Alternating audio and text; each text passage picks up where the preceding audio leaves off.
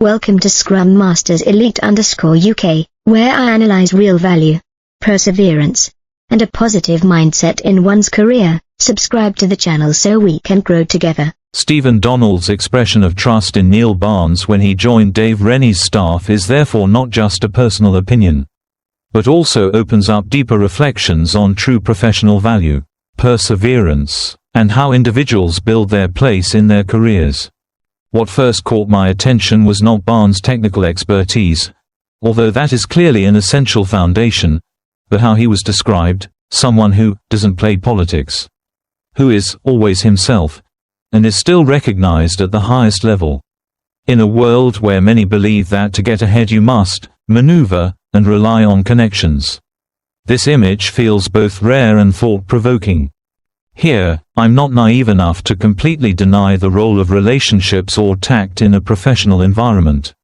But Barnes' story suggests another possibility.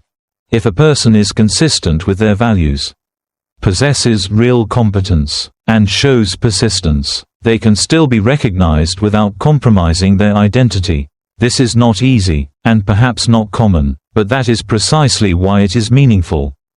Stephen Donald, having worked directly with Barnes, not only evaluates his ability, but also emphasizes his positivity. From my perspective, this is an especially notable point. In sports, positivity is not simply optimism, it is how a person sees opportunities, shapes tactical thinking, and transmits energy to the team. When Barnes says things like "we're going to score here," or "we'll capitalize on this play," those are not just words. They reflect a philosophy, always moving forward, always looking to turn opportunities into concrete outcomes. This contrasts with a safer approach, where the goal is to control, maintain, and avoid mistakes. Barnes, as described, seems more willing to accept risk in exchange for the chance to create breakthroughs. This leads to an interesting tension. Should a team prioritize stability to win titles, or embrace a more positive, risk-taking style to develop identity and inspire? Donald even suggested that Taranaki may have sacrificed titles for this approach. It is a candid and very realistic observation. From a personal perspective, I don't think this question has an absolute answer.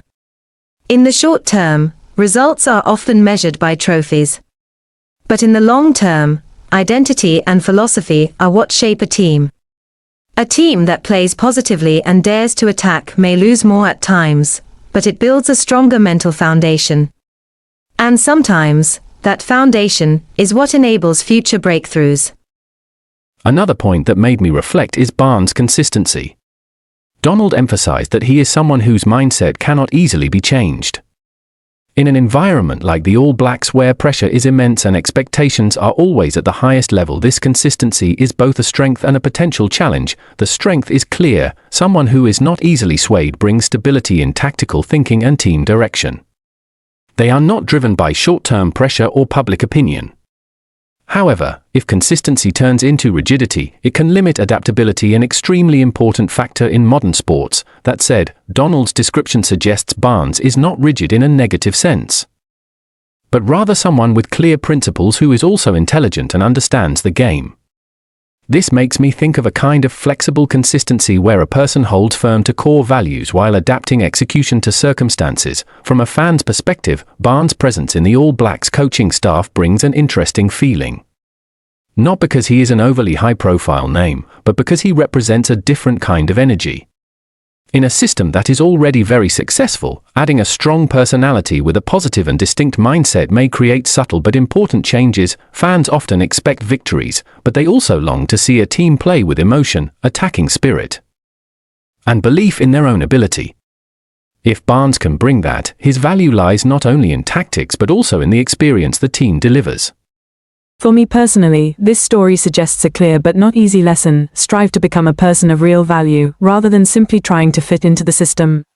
This doesn't mean resisting everything or refusing to adapt, but maintaining your axis, your core principles that are not shaken by external pressure. At the same time, Barnes' positivity is something worth learning from. Not a superficial optimism, but a proactive mindset, always looking for opportunities, always thinking about creating outcomes.